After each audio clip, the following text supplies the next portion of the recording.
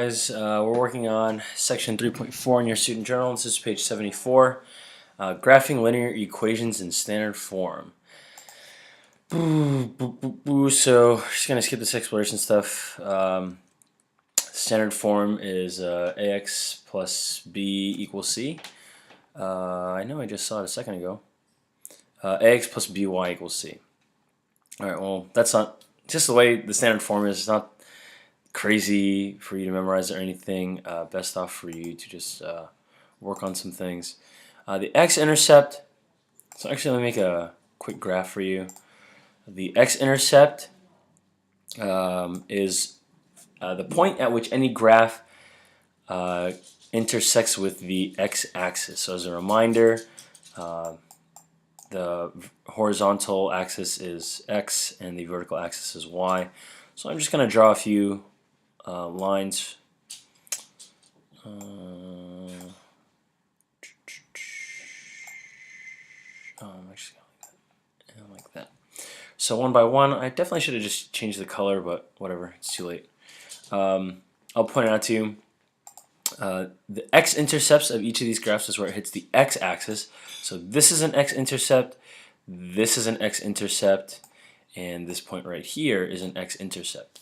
And what you should notice about all of these three that they have in common is that they're on the x-axis. And you have to ask yourself, does that mean they have a common x value or a common y value? X being the value that determines which direction you go left and right, y being the number that determines what your vertical movement is.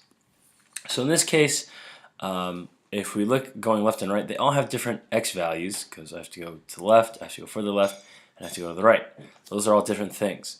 But for none of these did I have to go up or down. And if I did not go up or down, you should consider what my y value is, and it is in fact 0. So the x-intercept is the point of a graph where y equals 0. We have no clue what x is. X could be -5, x could be -1, x could be positive 6 or 7, x could be anything, but y is always 0 at the x-intercept. Looking at our graph again, the y-intercept is where it hits the y-axis. We have one here, we have another one here, and we have one there. If I make another line, this is another y-intercept of this graph. And so now you should see that they too are also lined up, but instead of being lined up horizontally, they are lined up vertically. And so they have all different y's. This is negative, this is positive, this is higher up, and this is even higher up. Those are all different positions along the y-axis, but along the x-axis, they are all in the same position. And what number is this along the x-axis? It is, for those of you who said that out loud, 0. So the point of a graph where x equals 0.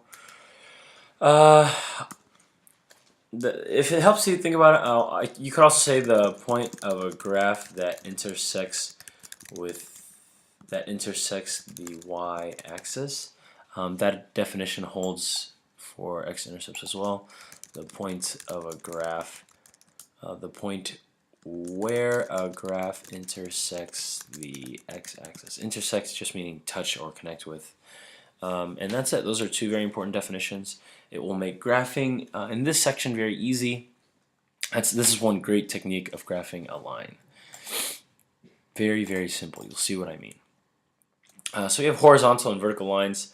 If you ever have something like, let's say, for example, y equals 6, then you could look at this and say, okay, well, one point will be 0, 6.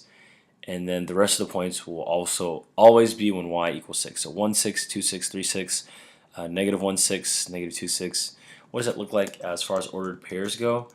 You could say -1, 6, 0, 6, 1, 6, 2, 6. So if you plot out these points, and let's just say this is like 3, then this would be 6 up here. Then our line would just go like that. So anytime you have y equals something, pretend that's a straight line, by the way, not curved or tilted. Anytime you have y equals something, the graph of the line is going to be horizontal because that's when all y values are the same. If you flip it the other way around and you talk about the x, when x is the same, let's say I said x is -1. Let's say I said it was like right at this point. So some points might be, if x is equal to -1, some points might be -1, 0, -1, 4, -1, -5. So if you plot those points, if this is -1, 0, and this is -1, 4, and -1, 5 will be down here, then you connected the dots or the points and you'll see that they are all on a line together. This is where x is equal to -1. X equals -1. So when you have x equals something, that's going to result in a vertical line, and when you have y equals something, that will result in a horizontal line. Before I move on, I'd like to clarify, because we are working on functions, functions are things that can pass the vertical line test. So does this pass the vertical line test? Am I intersecting this line right here at more than one point? No, I am not passing or intersecting the line more than once. So yes, this does pass the vertical line test. Now you go back here and you check if this passes the vertical line test, and it has not even touched the line yet. But if I go right here, oh boy, it touches it 1, 2, 3, 4, 5, 6, 7, 8, 9, 10. It actually touches the line in an infinite number of points. So in this case, this is a function on the left, but on the right, when I have a line going up and down, this is not a function. Okay, it's an important distinction to make. This passing the vertical line test for a function or not. Okay, moving on. So when we have the x-intercept and the y-intercept, again, the x-intercept is on y equals 0, the y-intercept is on x equals 0. It will be very simple. All we have to do is plug in 0 for whichever intercept. So if I'm trying to find the x-intercept, you plug in 0 for y, and if you're trying to find the y-intercept, you substitute 0 for x. What does that even mean? Well, we'll see some examples of that later. The first two are very simple, just trying to get you to find these these straight up lines. So y equals -3. So where is y? Y is up and down. Where is -3? -1, -2, -3. It's at this spot right here. And now the only determination is to figure out whether you're going up or down, up and down, or left and right. So if I make a line like this, pretend that's straight. Sorry, ignore that. If I make a line like this touches on y is -5, -4, -3, -2, -1, 0, 1, 2, 3. But this says y is only equal to -3, right? So that actually doesn't work out. This one, though, is when y is equal to -3. 1, -3, 2, -3, 3, -3, but the y is always -3. So this is the correct answer, this line right here. Boxing answer for you. Here, well, if y is a horizontal line, you could go ahead and guess. What is x going to be? A vertical line. Okay, a vertical line. So you go to x equals 2. So 2 to the right, 1, 2, and you set your vertical line. That's it. This is your answer. It is not this. That is wrong. This is the right answer. I'll even write that. Correct. Right answer. And same for that one. All right. Okay, hopefully you understood that. It's a pretty simple concept. You're just going to the spot, to the x or the y, and then marking it up, basically. Okay, find the x and y intercepts. So according to our previous directions, all we have to do is substitute 0 for each variable and figure it out, go from there. So if I say 3 times 0, I'm going to do this 2 different times. 3 times 0, this is to find the y-intercept. The y-intercept is when x is 0. I'll get 3 times 0 is 0. If I subtract 0 from both sides, I'll just get 0. So really I can just, that's nothing. 4y equals 12. Divide both sides by 4. Y, when x is 0, y is equal to 3. Okay, that's that part. Next is to find the x-intercept, which is when y equals 0. So I'll say 3x plus 4 times 0 equals 12. 4 times 0 is nothing, so I could just cross that out. 3x equals 12. Divide both sides by 3. X equals 4. When y equals 0, x equals 4. So what does that look like as far as ordered pairs go? The first I'll say x equals 4, y equals 0. I'm going to write all this out so it's a little neater and it becomes more apparent. So our when x is 0, that's our y-intercept. So y-intercept 0, 3. And our x-intercept is when y is equal to 0, which is 4, 0. Okay. This will help us a lot when it comes to number 6 and 7. You guys will see what I'm referring to.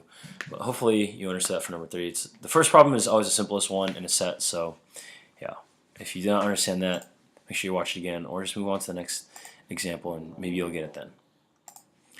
So again, we're plugging in 0 for x and y.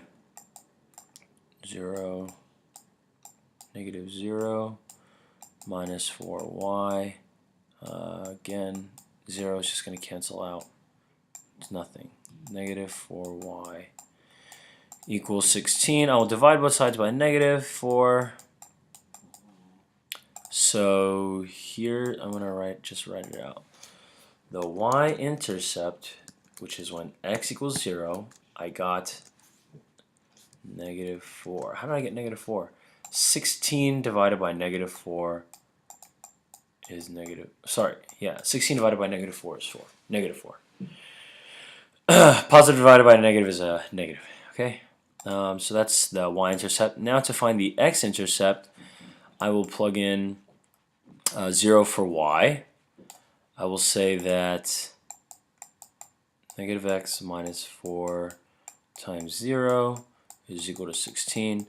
Again, because 4 times 0 is nothing, I can just cross it out. Negative x equals 16. Divide both sides by negative 1, and I get x equals negative 16. So that's just negative 1 that I'm dividing by. Negative 1. And in that case, my x-intercept for number 4, x-intercept is negative 16, 0. And last but not least, I'm just going to type out how we're going to plug it in here. So our two, to find the intercepts, to find the y-intercept, you'll make x equal to 0.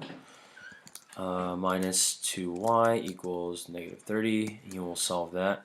And then to find the x-intercept, you'll plug in y equals 0. I don't know, Dad. So 5x minus 2 parentheses 0 equals negative 30. So for each of these problems, the 0, negative 2y equals negative 30. Divide by negative 2. Divide by negative 2. You get y equals 15. Here you have zeros, just 0. You have 5x and negative 30, so you should just divide everything by 5. So you get x equals negative 6. So our intercepts are, here I plugged in 0 and I got 15. That's one intercept. And the other one I got negative 6 after I plugged in 0 for y. Okay? So really, this is just plugging in zeros and then solving for the other variable, which definitely goes back to chapter 1. Like, we're going to be using chapter 1 this whole year. Like, if you need to know how to solve equations, or you need to know how to get a variable by itself.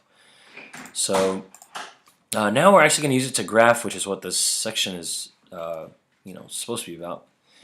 And let's get to it. So we're going to do the same exact thing. We're just going to plug in zeros. Negative 8 times 0 is 0. Plus 12y is equal to 24. Well, this is 0, so I'm just going to divide by 12. And I get y equals 2. Y is equal to 2, but what is my x? X is 0. I plugged this in for x. Same position as x, 0. So I'll go 0, 2. So 0 for x means I'm not going left or right. 2 for y means I'm going up by 2. There that is. Okay, that's 1. That is my y-intercept because I'm hitting the y-axis. my x-intercept is when y equals 0. So, I mean, I'm going to substitute 0 for y. Hopefully you'll see by now that that is just 0. And so I can really just ignore it. And see I have negative 8x equals 24. Alright, so to get x by itself, I'll divide by negative 8. I'll get x equals negative 3. Negative 1, 2, 3. What does y equal? What did I plug in for y? I plug in 0. So it's negative 3. And to make your graph, you'll just, let's see here. You would use a ruler.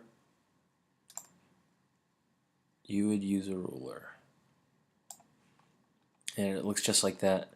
You should extend it. Let's see here. Yep. How about that? And it says label the points according to the x-intercepts. I did not do that yet, but I will right now. We have 0 or y-intercept. 0, 2. And we have x-intercept. Negative 3, 0. Capiche? You will do the same thing for number 7. It is literally no different. In fact, if I looked at these two, I would have thought that number 6 was a little harder. Again, you just plug in 0. And I will tell you the answers so you can double check, but you should be able to show how to work it out. So if I plug in, let's see, y-intercept. Y-intercept is when I plug in 0 for x. So y-intercept 0 for x, y is equal to 4. X-intercept is when I plug in 0 for y. So you know that my y is going to be 0 no matter what. It actually ends up being 2, 0. So to graph it, I will graph at 2, 0 and 0, 4. And I will connect the dots.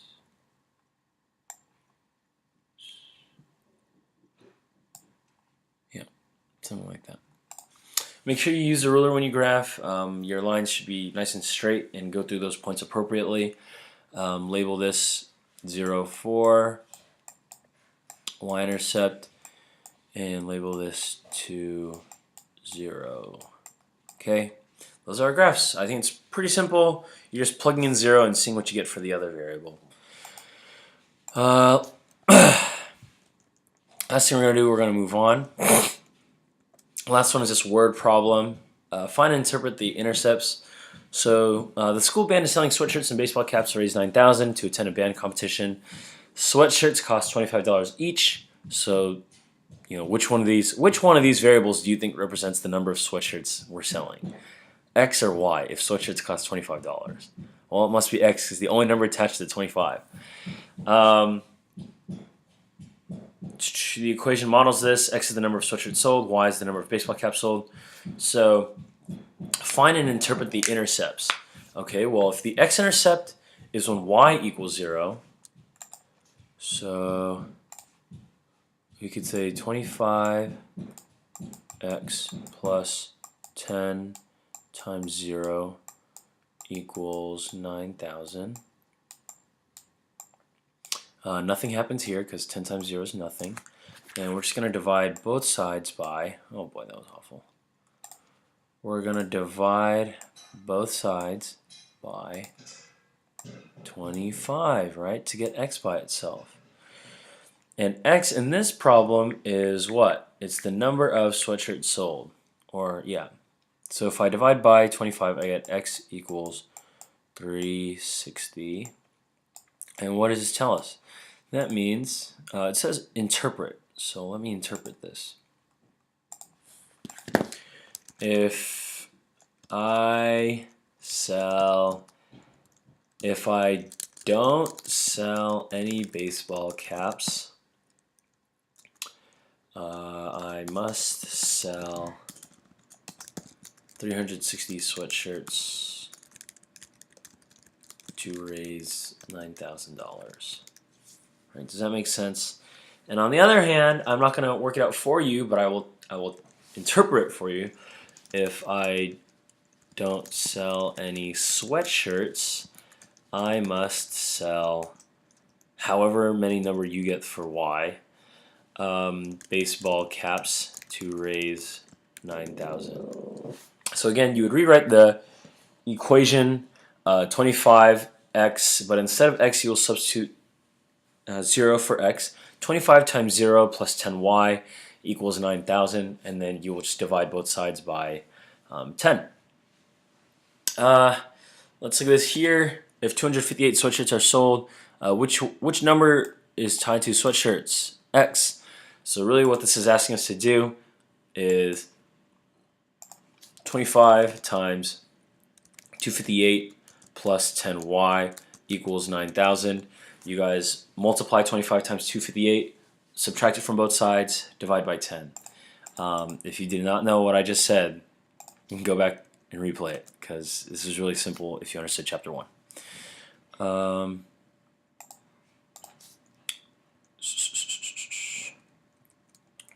We said 360. Let's see, how could what would be neat for this? 20, 40, 60, 80, nope. 50, 100, 150, 200, 250, 300. Let's see, that's kind of weird. Let's go by 40s. 40, 80, 1, 2, 3, 4, 5, 6, 7, 8, 9. Okay. 40 each. This is going to be 360.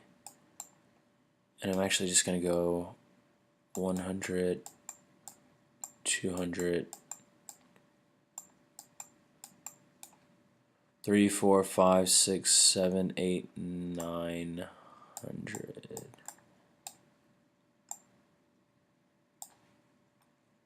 So yes, this is me giving you the answer that you should have got. If you sold 0 sweatshirts, then you should have sold 900 baseball caps. What that will look like is this. So anything along this line is a solution. So for instance, here's an obvious looking one right here.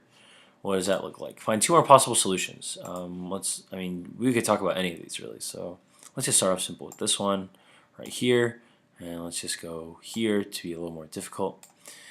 So 2 more solutions.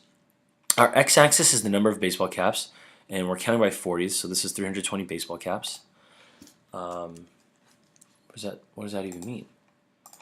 I can sell 320 baseball caps, sweatshirts, and 100 baseball caps.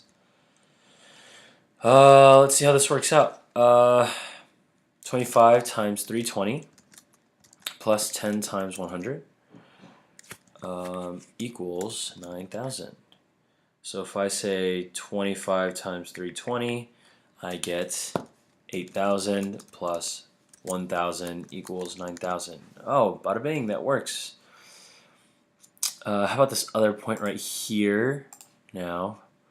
40, 80, 120, 160.